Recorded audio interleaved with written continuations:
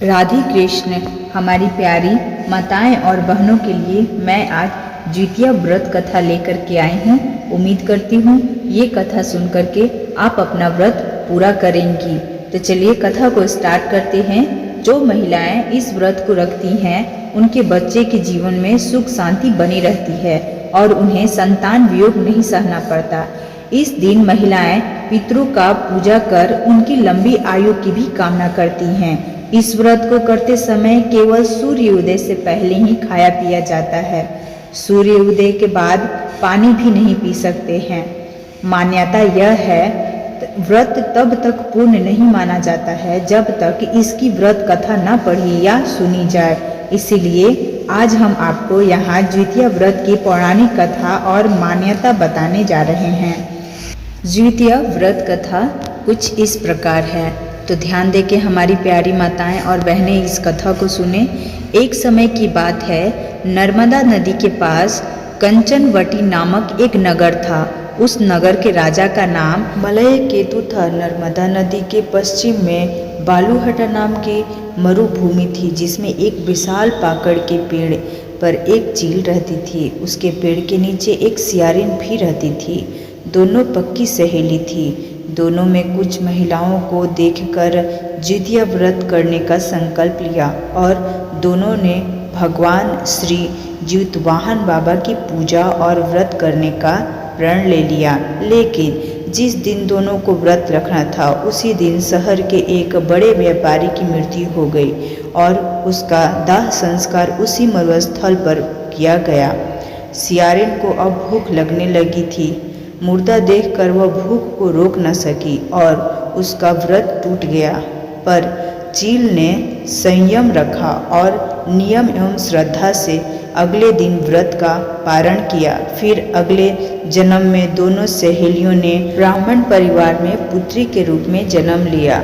उनके पिता का नाम भास्कर था। चील बड़ी बहन बनी और उसका नाम सिलवती रखा गया। सिलवती की शादी बुद्धिसेन के साथ हुई। सियारिनी छोटी बहन के रूप में जन्म ली और उसका नाम कपूरावती रखा गया।